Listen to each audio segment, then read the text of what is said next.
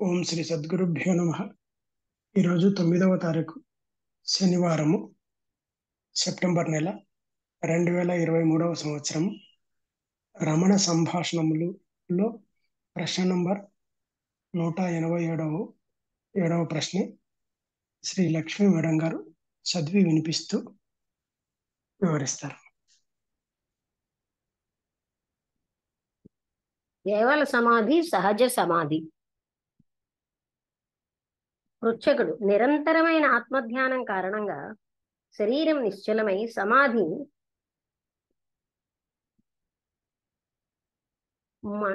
మగ్నులు కాగలరని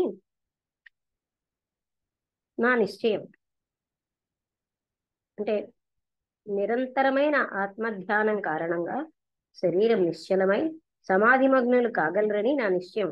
శరీరం కర్మలు చేస్తూ ఉండవచ్చు, నిష్క్రియము కావచ్చు. ధ్యాన నిష్ఠమైన మనస్సును దేహం గాని ఇంద్రియ చాంచల్యం గాని బాధించదు. మనస్సు చలించినప్పుడల్లా శరీరం క్రియాప్రవృత్తం అవుతుందనే నియమం ఏమీ లేదు అని ఒకరు, మరి ఒకరు శారీరకమైన అలజడి నిరంతరంగా నిర్వికల్ప సమాధిని సాగనీక విధిగా భంగం చేస్తుందని అంటారు. మీ నిశ్చయమేమి? నా వాదానికి ప్రత్యక్ష ప్రమాణము తామే గదా. అది ప్రశ్న.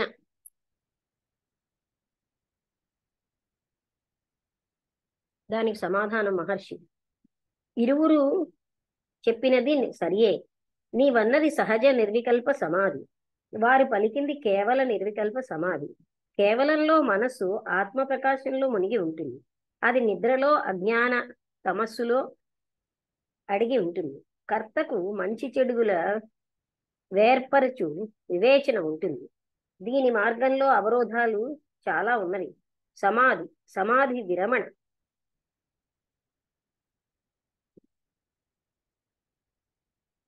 సమాధి తరువాత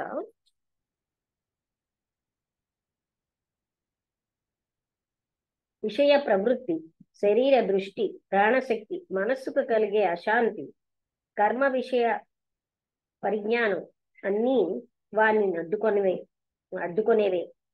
కానీ సహజంలో మనస్సు ఆత్మలో లీనమై నష్టమవుతుంది. పైన హలో లక్ష్మి, హలో హలో ఏ ఏ ఏ నంబరు, ఏ నంబర్ టాప్? ఇప్పుడు 187 ఉంది. Okay sir. సార్ ఇక్కడ నా పేజ్ పోయి. నమస్తే లక్ష్మి గారు. నమస్తే అండి. ఒక్కసారి నేను పేజ్ నెంబర్ కంటే ప్రశ్న నెంబర్ చూద్దాం వల్ల.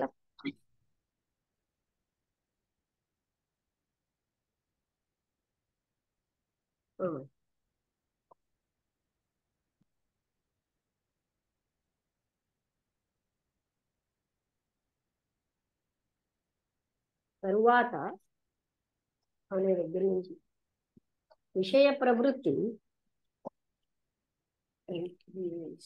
ఎదుర్కోసం చెప్పాలి.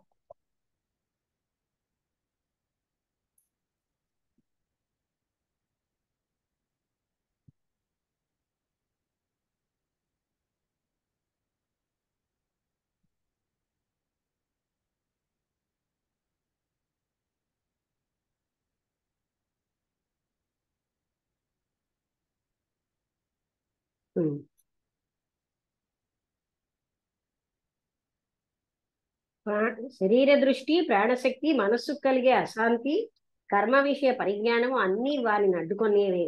కానీ సహజంలో మనస్సు ఆత్మలో లీనమై నష్టమవుతుంది. పైన పేర్కొన్న భేదాలు ఆటంకాలు ఇచ్చట వర్తిల్లవు. ఆటంకాలను అతని చర్యలు నిరూపించే శిశువు భుజించుట వంటివి చూచేవానికే గాని భుజించేవానికి తెలిసేది కాదు.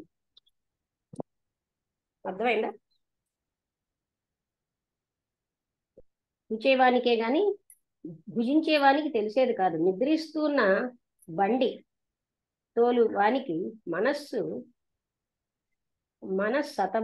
సతమో మగ్నం కాబట్టి బండి కదలికలు తెలియవు. ఆ రీతిగానే సహజ జ్ఞానికి తన దేహం గాని తన చర్యలు గాని స్పృహలో ఉండవు. అతని మనస్సు చిదానందంలో మునిగి తన్మయంగా ఉంటుంది. నీ ప్రశ్నలో 2 పదాలు ధ్యానము సమాధి అస్పష్ట అర్థంగా ఉపయోగించబడ్డవి. ధ్యానము ప్రయత్న సాధ్యం, సమాధి అయత్న సిద్ధము, నిద్ర కేవల సహజ అంటూ 3 భాగాలు చేసేది. మనస్సు సచేతనం. నెంబర్ 1, మనస్సు సచేతనము, తేజోమగ్నము, త్రాడుతో సహా బావిలో విడిచిన చేదవలే. అంతే. మనస్సు నష్టము, ఆత్మలో లీనము. ఎక్కడ? సహజ సమాధి. కేవల సమాధిలో మనస్సు సచేతనము, తేజోమగ్నము, విస్మృతిలో మగ్నము, త్రాడుతో సహా బావిలో విడిచిన చేదవలే కేవలం. సహజలో లబ్ధిలో గలిని వ్యక్తి తొముపోయిన నదివలే, వ్యక్తిత్వం పోయిన నదివలే. అబ్ధిలో కలిసి, అబ్ధి అంటే సముద్రంలో కలిసి వ్యక్తిత్వం పోయిన నదివలే సహజ సమాధి. అదే కేవల సమాధి ఏంటి? త్రాడుతో సహా బావిలో విడిచిన చేదవలే. తర్వాత కేవల సమాధిలో త్రాటి కవలి చివరను పట్టి చేదని పైకి తీయ సాధ్యం, లబ్ధి నుండి నదిని ఉద్ధరించుట అసాధ్యం. అంటే సహజ సమాధిలో అంటే అబ్ధి అంటే కదా, అబ్ధి నుండి సముద్రం నుంచి నదిని వేరు చేయడం కష్టం. అంటే సహజ సమాధిలో పూర్తిగా మనసు లగ్నం అయిపోతుంది. ఎలా అయితే సముద్రంలో కలిసిన నదిలాగా వేరే అస్తిత్వం ఉండదు దానికి. అర్థమైందా?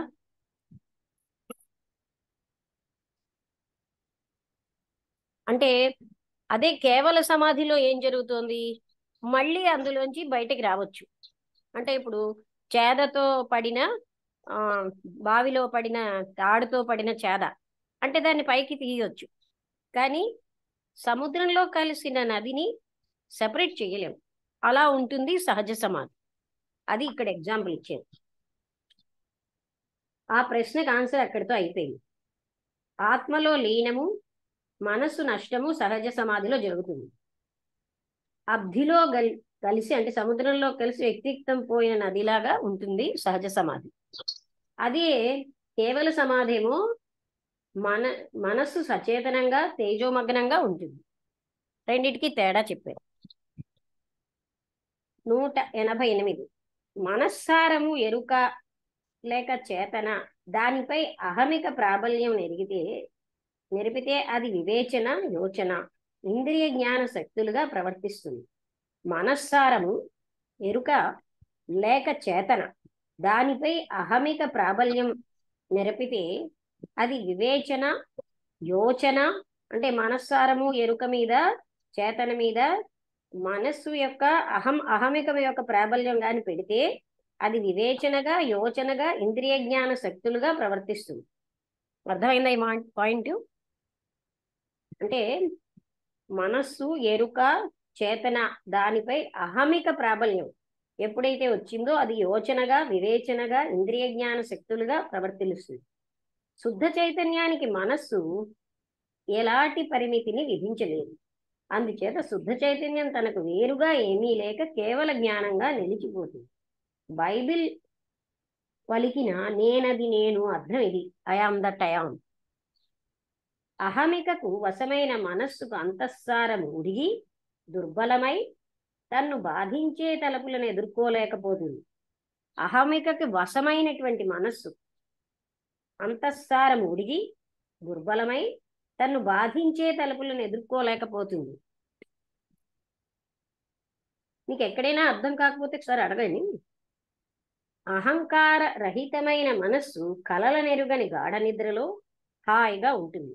కాబట్టి అంటే అహంకార రహితమైన మనస్సు కలలు ఎరగని గాఢ నిద్రలో హాయిగా ఉంటుంది. కాబట్టి దుఃఖము, ఆనందము కేవలము మనః ప్రవృత్తులగుట స్పష్టమే. అదండి. అంటే మనం ఆనందం గాని దుఃఖం కేవలం మనస్సు యొక్క ప్రవృత్తులే. కానీ దానిలో బల దుర్బల ప్రవృత్తులు తమ తమ స్థానాలను పరస్పరం మార్చుకోలేవు. కర్మ ప్రవృత్తి బలహీనం కాబట్టి దుఃఖావిలం, ఔదాసీన్యం శక్తి సంపన్నం. కనుక ఆనందదాయకం. దాని శక్తి నిద్రాణం అగుట వలన దానిని సరిగా వినియోగించుకోరు. దేన్ని? ఉదాసీన్యత. విశ్వ చైతన్యము ఏ అరుదైన వ్యక్తిలోనూ ఆవిష్కరిస్తుంది. అతడు దుర్బల మనస్కులు అనే విస్మాత్మతో అంటే జీవాత్మతో సంధిస్తాడు. ఆ ఆ అరిది వ్యక్తియే అంటే అరుదైన వ్యక్తియే గురువు లేక వ్యక్తమైన దైవం. ఏమన్నా అర్థమైందా మీకు? ఎక్కడైనా డౌట్ ఉంటే అడగండి ముందు, అప్పుడు మళ్ళీ ఇంకోటి చదువుదామా? ఇది మీరు మొదట ఈ 2 క్వశ్చన్లే కష్టంగా ఉంది అసలు. ఏమి అంత క్లారిటీ లేదు. మొదటిది మొదట చూద్దాం. అంటే ఏంటంటే కేవల సమాధి, సమాధి, సహజ సమాధికి తేడా చెప్పారు. సహజ ఏమిటి తేడా సరిగ్గా?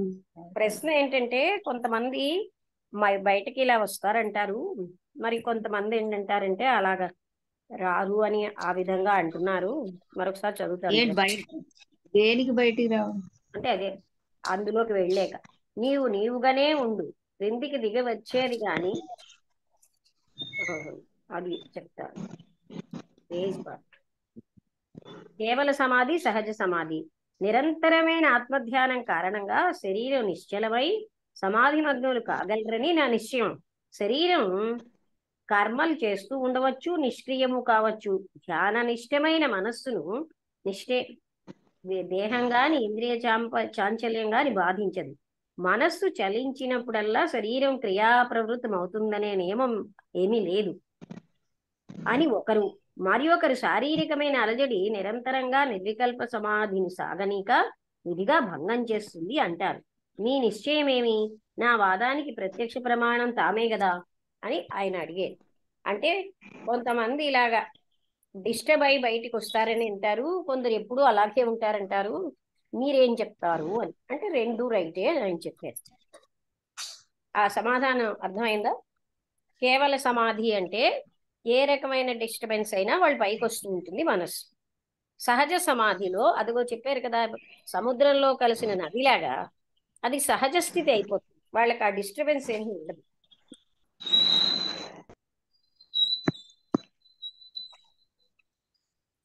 అర్థమైందా? సహజ సమాధి బాధపడుతున్నారు కానీ కేవల సమాధి సరిగ్గా ఏమి కేవల సమాధిలో భంగం చేస్తుంది, విధిగా భంగం చేస్తుంది అన్నారు. అంటే కేవల నిర్వికల్ప సమాధి, కేవలంలో మనస్సు ఆత్మ ప్రకాశంలో మునిగి ఉంటుంది. అంటే నిద్రలో అజ్ఞాత తమస్సులో అడిగి ఉంటుంది. అలాగా కర్తకు మంచి చెడుగుల వేర్పరిచే వివేచన ఉంటుంది. దీని మార్గంలో అవరోధాలు చాలా ఉన్నాయి. సమాధి వివరణ అంటే తర్వాత విషయ ప్రవృత్తి, శరీర దృష్టి, ప్రాణశక్తి, మనస్సు కలిగే అశాంతి, కర్మ విషయ పరిజ్ఞానం అన్ని వానికి అడ్డుకునేవే. ఎవరికి? కేవల సమాధిలో ఉన్నాయని. అర్థమైందా? ఇవన్నీ ఆయన్ని అడ్డుకుంటాయి. అంటే ఆ సమాధి స్థితి ఏంటేంటి అడ్డుకుంటాయి? శరీర దృష్టి, విషయ ప్రవృత్తి, ప్రాణశక్తి, మనస్సు కలిగే అశాంతి. అంటే ఇలాంటి ఈ డిస్టర్బెన్స్లన్నీ కర్మ విషయ పరిజ్ఞానము అన్ని వాడిని అడ్డుకుంటాయి. ఇప్పుడు అర్థమైందా కేవల సమాధి అంటే? అవును, 2 ఒకటే ఎలా అవుతాయి? నువ్వు చెప్తున్నారు అతను 2 ఒకటే. రెండిట్లో ఒకసారేమో అందులోంచి బయటకు వస్తారు కొందరు, అంటే 2 రైటే అన్నారు. అంటే కేవల సమాధిలో బయటకు వస్తూ ఉంటారు, సహజ సమాధిలో ఎప్పుడు రారు. అందుకని వాళ్ళు చెప్పిన 2 కూడా రైటే అని అలా చెప్పారు.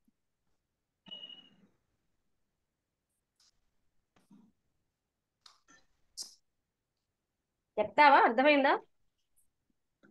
నెక్స్ట్ మరో క్వశ్చన్ ఏమిటి? చెప్పడానికంటూ నాకేం లేదు, నేను అర్థం చేసుకోవడానికే ప్రయత్నం. అదే నీకు అర్థమైంది, నువ్వు చెప్పు. అదే నెక్స్ట్ టాక్ చెప్పు, ఏదో అదొకటి ఇంకోటి. మనస్సారము ఎరుక లేక చేతన, దానిపై అహమిక ప్రాబల్యం పడితే అది వివేచన, యోచన, ఇంద్రియ జ్ఞాన స్థితులుగా ప్రవర్తిస్తుంది. శుద్ధ చైతన్యానికి మనస్సు ఎలాంటి పరిమితిని.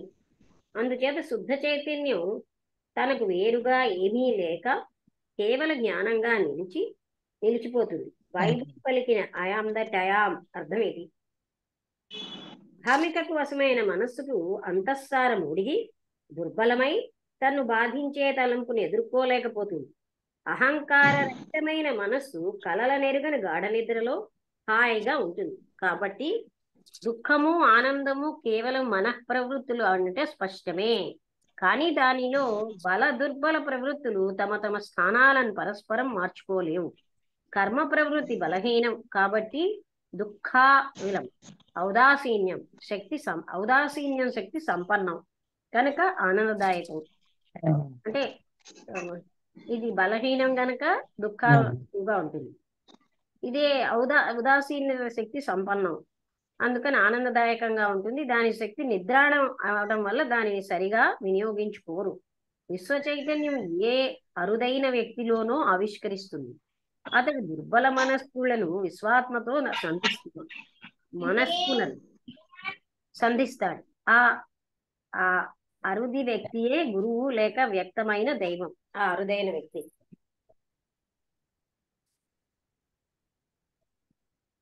ఫస్ట్ చెప్పు, రెండోది కావాలంటే మళ్ళీ ఫస్ట్ దాన్ని అతను నిద్రకి, కేవల సమాధికి, సహజ సమాధికి తేడాలు చెప్పారు. అంటే అతను ఆ క్వశ్చన్ ఎవరో ఒకతను అడిగారు. అంటే సాధారణంగా సమాధిలోకి వెళ్లే ముందు శరీరం చాలా విధాలుగా ఏంటంటే ఆటంకాలు చూపిస్తుంది. ఒక్కొక్కప్పుడు వస్తుంది. అంటే ప్రాణశక్తి వల్ల, లేక మిగతా కార్యకలాపాల వల్ల, వాటివన్నిటి వల్ల ఏంటంటే డిస్టర్బ్ అవుతుంది. ఆ సమాధి స్థితి నుంచి బయటకు వచ్చేస్తూ ఉంటాం. డెఫినెట్ గా అది ఆటంకాలు తీసుకొస్తూ ఉంటుంది శరీరంలో వచ్చేటువంటి ఈ కదలికలు. సహజ సమాధి స్థితి అనేది అది వాళ్ళు మైండ్ ఎప్పుడు డిస్టర్బ్ అవ్వదు. అంటే శరీర కదలికల వల్ల మైండ్ ఎప్పుడు డిస్టర్బ్ అవ్వదు.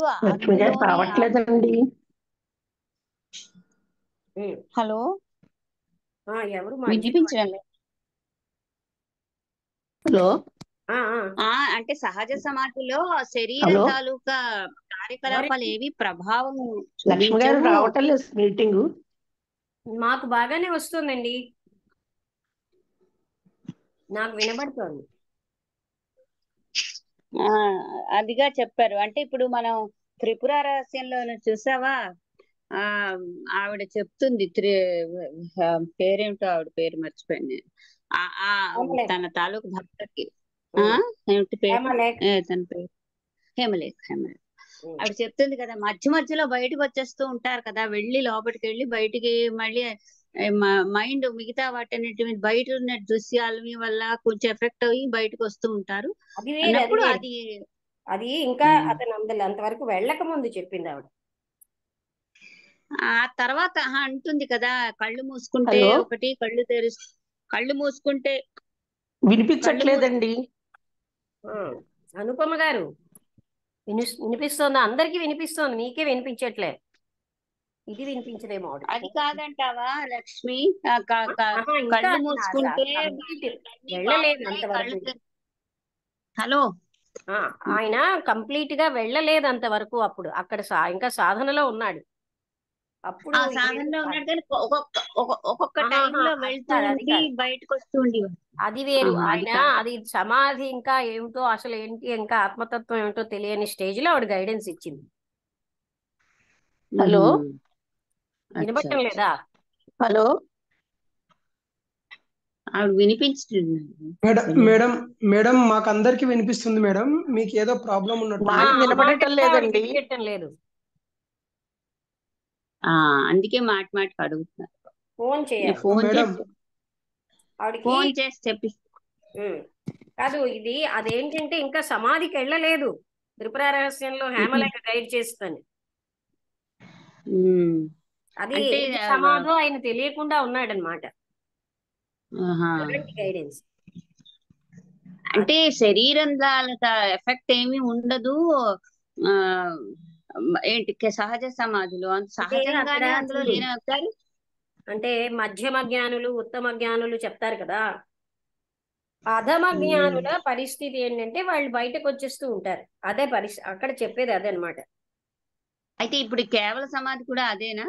కేవల సమాధి అంటే అదే.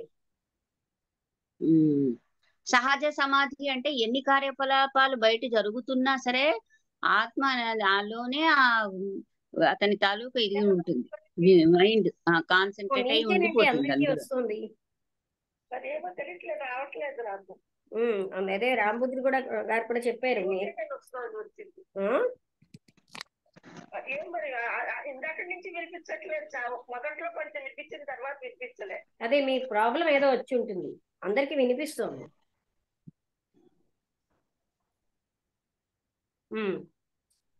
అదే ఇప్పుడు సహజ సమాధిలో అంటే శరీరం తాలూకు అవస్థ ఏది ఆత్మ మీద ఇది ఉండదు. అది కేవలంగా అదే నదిలో సముద్రంలో కలిపిసిపోయిన నదిలాగా వేరు పడకుండా అందులోనే అలా మునిగి ఉంటుంది. శరీరం తాలూకా ప్రాబ్లమ్స్ ఏవి దాని మీద ఎఫెక్ట్ చూపించవు అని అది అలా బాధపడింది. రెండోది అసలు బోధపడలేదు. రెండో క్వశ్చన్ అంటే మనస్సు, ఎరుక, చేతన వీటిపై అహము యొక్క ప్రభావం వస్తే అది వివేచన, యోచన, ఇంద్రియ జ్ఞాన శక్తులుగా ప్రవర్తిస్తుంది. అహం గాని మనస్సుతో కలిస్తే, ఎరుకతో కలిస్తే, చైతన్యంతో కలిస్తే దాన్ని ఈ రకంగా రూపొందిద్దుకుంటాయి. అది అక్కడ చెప్పడం. వివేచనగా, యోచనగా, ఆ తర్వాత ఇంద్రియ జ్ఞాన శక్తులుగా ప్రవర్తిస్తుంది. శుద్ధ చైతన్యానికి మనస్సు ఎలాంటి పరిమితిని విధించలేదు. అందుచేత శుద్ధ చైతన్యం తనను వేరుగా ఏమీ లేక కేవల జ్ఞానంగా నిలిచి ఉంటుంది. బైబుల్ పలికిన ఐఆమ్ దట్ ఐఆమ్ అర్థం ఇది. అదంటే శుద్ధ చైతన్యానికి మనస్సు మాత్రం ఎలాంటి పరిమితిని విధించలేదు. ఇక్కడ ఈ అహమిక మనస్సుతో కలిస్తే, ఎరుకతో కలిసిన, చైతన్యంతో కలిస్తే అది ఇంద్రియ జ్ఞానం, యోచన, వివేకంగా మారుతుంది. ఎప్పుడు కేవల సమాధి. కానీ శుద్ధ చైతన్యం ఎప్పుడు కూడా అది మాత్రం కేవలంగా జ్ఞానంగానే ఉంటుంది, కానీ దాని మనస్సు ఏ రకమైన ప్రభావం చేయలేదు. అహమికకు వశమైన మనస్సుకు అంతఃసారం ఉడిగి, అంటే అహానికి వశమైన మనస్సు దుర్బలమై తన్ను బాధించే తలంపులను ఎదుర్కోలేకపోతుంది. అహంతారహితమైన మనస్సు కలల నెరుగని గాఢ నిద్రలో హాయిగా ఉంటుంది. అంటే అలా ఉంటుంది. కాబట్టి దుఃఖము, ఆనందము కేవలం మనఃప్రవృత్తులగుట స్పష్టమే. అంతే కదా, మనస్సుకే దుఃఖము, ఆనందము ఇవన్నీ మనస్సు యొక్క ప్రవృత్తులే. కానీ వానిలో బల దుర్బల ప్రవృత్తులు తమ తమ స్థానాలను ఏర్పరచడం మార్చుకోలేదు. కర్మ ప్రవృత్తి బలహీనం కాబట్టి దుఃఖావిలము, ఔదాసీన్యము శక్తి సంపన్నం. అంటే కర్మ చేస్తూ ఉండడం వల్ల దాని ప్రవృత్తి బలహీనం గనక దుఃఖాలు ఉంటాయి. ఔదాసీన్యం శక్తి, ఉదాసీనంగా ఉన్న శక్తి సంపన్నం, అది శక్తి సంపన్నం కనుక ఆనందదాయకం. దాని శక్తి నిద్రాణం అవటం వలన దానిని సరిగా వినియోగించుకోలేరు. అంటే ఉదాసీనత వల్ల వచ్చిన శక్తి నిద్రాణంగా ఉంటుంది కనుక ఎవరు వినియోగించుకోలేరు. అదే మనస్సుతో అహమికతో కలుస్తున్నప్పుడు వచ్చిన శక్తిని, అక్కడ కర్మ ప్రవృత్తి కూడా ఉంటుంది, అందుకని అది బలహీనంగా ఉంటుంది కాబట్టి దుఃఖాలు వస్తాయి. విశ్వ చైతన్యము నీ అరుదైన వ్యక్తిలో, ఏ అరుదైన వ్యక్తిలోనూ ఆవిష్కరిస్తుంది. అతడు దుర్బల మనస్సులను మనస్సుని విశ్వాత్మతో సంధిస్తాడు. ఆ అరుది వ్యక్తియే గురువు లేక వ్యక్తమైన దైవం. అర్థమైంది కదా. అంటే మనస్సు ఉన్నప్పుడే ఈ ప్రవృత్తులన్నీ ఉంటాయి. ఏవి అంటే అహమిక కలుస్తే మనస్సుతో, అంటే అప్పుడు ఏంటవుతాయి? అవి ఇంద్రియ జ్ఞానంగా, ఇంద్రియ జ్ఞాన శక్తులుగా, యోచనగా, ఆలోచనలు, ఇదంతా కూడా అసలైన దాంతో మనస్సు కలిసినప్పుడు వచ్చేది. అహమిక కలిస్తే అదే ఇక్కడ అది ఎప్పుడైతే కలవటం లేదో కేవల జ్ఞానంగా ఉండిపోతుంది. ఐఆమ్ దట్ ఐఆమ్ స్థితిలో మనస్సు వల్లే ఈ వృత్తులన్నీ వస్తున్నాయి. ఇంతవరకు అర్థమైందా? అది మనం ఎప్పటి నుంచి తెలుసుకునే విషయమే కదా. అలాగే కర్మ ప్రవృత్తి కూడా బలహీనం చేస్తుంది, అందుకే దుఃఖాలు వస్తాయి. ఉదాసీనంగా ఉంటే అలాంటి అప్పుడు మనకి ఆనందదాయకంగా ఉంటాం. ఇలాంటి విశ్వ చైతన్యం ఎక్కడో ఎవరో అరుదైన వ్యక్తిలోనే ఆవిష్కరించబడుతుంది అని చెప్తున్నాను. అలాంటి వ్యక్తి అతనే గురువు లేక వ్యక్తమైన దైవం అని చెప్పారు. అర్థమైందా ఇక్కడ అందరికి?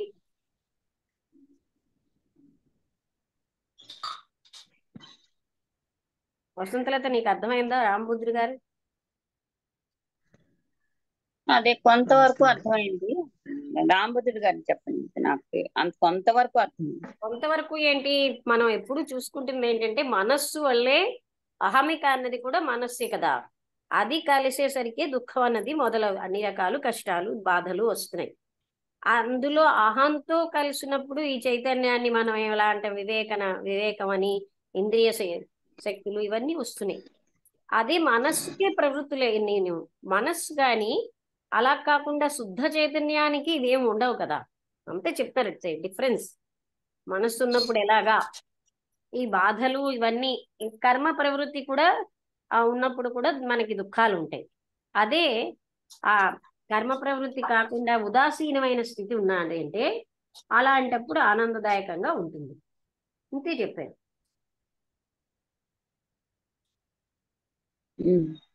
సరే. ఈ వృత్తులన్నీ మనస్సులో.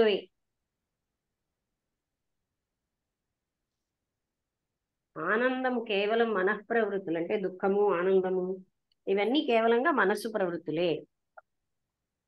రామబుద్రి గారు చెప్తారా? నమస్తే మేడం. ఇప్పుడు అంటే సహజ సమాధి అంటే ఇప్పుడు ఇప్పుడు మా ఇప్పుడు కేవల సమాధి అని అన్నారు కదా మేడం. కేవల సమాధి అంటే ప్రయత్నపూర్వకంగా చేసే ధ్యానంలో నుంచి వచ్చే సమాధిని కేవల సమాధి అంటారా? అంటే సహజ సమాధి అంటే అంటే అంటే ముందే జ్ఞానం పొందిన తర్వాత ఆ సమాధి ఆయన స్థితిలోకి చెప్పిన వెళ్ళే డిఫరెన్స్ ఏంటంటే సహజ సమాధిలో ఒకసారి మళ్ళీ వాళ్ళు పైకి వచ్చే పరిస్థితి ఉండదు. కేవల సమాధిలో మాత్రం ఎన్నోసార్లు డిస్టర్బ్ అవుతూ ఉంటారు, పైకి వస్తారు, సమాధి స్థితి నుంచి పైకి వస్తూ ఉంటారు. అది డిఫరెన్స్. అది డిఫరెన్సే మేడం. అంటే ఇప్పుడు సహజ సమాధిని ఆ పేరు అలా అంటే పెట్టారు, కానీ మీరు ఆ పేరుని బట్టి కాకుండా ఆ లక్షణాలు ఆ సమాధిలో అసలు పూర్తిగా నది సముద్రంలో కలిసిన నదిలాగా అయిపోతారు. అంటే డిఫరెన్స్ చెయ్యలేము ఇంకా వాళ్ళు. కానీ కేవల సమాధి మన వాళ్ళు అక్కడ వికల్ప సమాధి అని త్రిపుర రహస్యంలో చెప్పారు. అంటే ఈ వికల్ప సమాధిలో ఒకసారి వెళ్తారు, లేకపోతే అధమ జ్ఞానుల లక్షణం కూడా చెప్పారు. వాళ్ళు కొంతసేపు అక్కడ ఉంటారు, మళ్ళీ ప్రాపంచిక విషయాల్లోకి వస్తారు, మళ్ళీ వెళ్తూ ఉంటారు. అలాంటిది.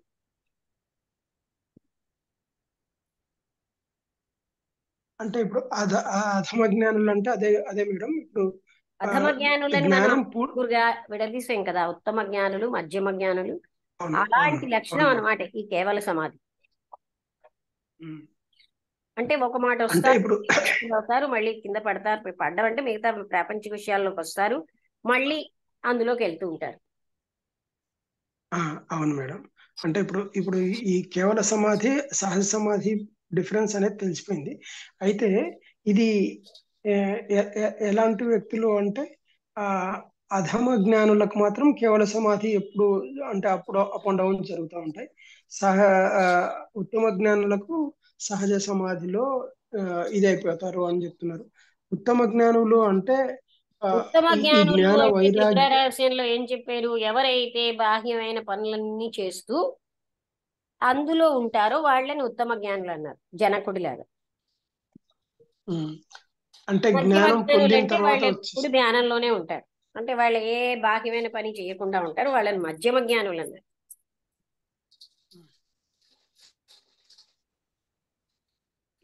అంటే ఇప్పుడు ఇప్పుడు ఉత్తమ జ్ఞానులు మనం అంటే కేవలంగా జ్ఞాన 3 స్థితి. రకాలుగా తీసుకోకుండా కేవల సమాధి, సహజ సమాధి. కేవల సమాధిలో మనస్సు వల్ల బయటకు వస్తూ ఉంటారు ఏదైనా బాడీ డిస్టర్బెన్సెస్ ఏవైనా.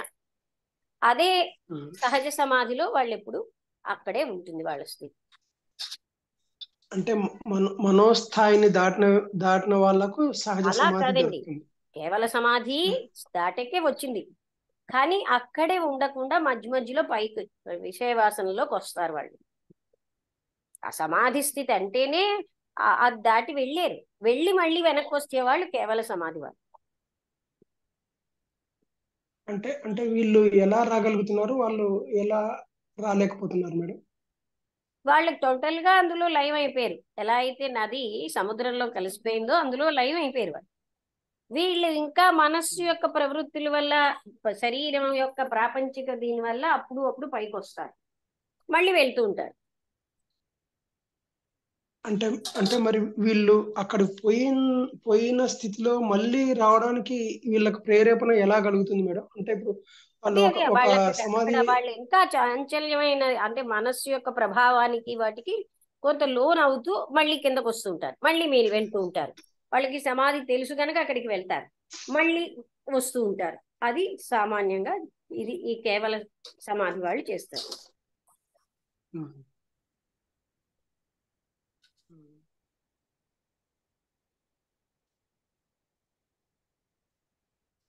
అంటే అంటే ఇప్పుడు ఇప్పుడు ప్రయత్నపూర్వకంగా ఆ ఆ, మీరు అలాగా చెప్పండి. ప్రయత్నం చేస్తూ. వాళ్ళు వెళ్ళారు ఆ, ఎలా అయినా, అంటే ఎప్పుడూ అరుదుగా ఉంటారు అటువంటి స్థితిలోకి వెళ్ళే వాళ్ళు, కానీ వెళ్ళిన తర్వాత అందులోనే ఉండిపోయిన వాళ్ళని అయితే కేవల సమాధిలో ఉమ్, ఉండి పనులన్నీ చేస్తారు. కానీ కేవల ఉమ్, సమాధి కాదు, సహజ సమాధిలో ఉండి, అది వాళ్ళని ఉత్తమ ఉమ్. జ్ఞానులు అంటున్నాం.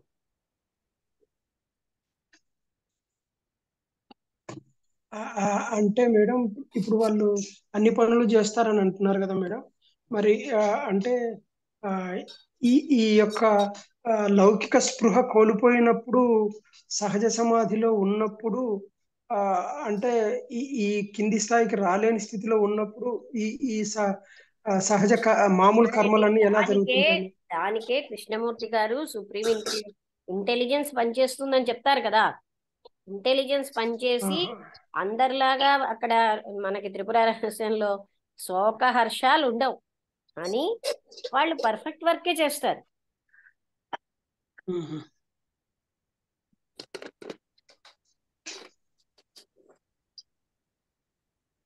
ఇప్పుడు ఇంకొకటి చెప్పారు మేడం. ఇప్పుడు ఆ, అంటే సుఖ దుఃఖాలు ఇవన్నీ మనసుకి అంటుకుంటాయి, అది అక్కడికి ఆ స్థాయిలో అది ఉండదు అని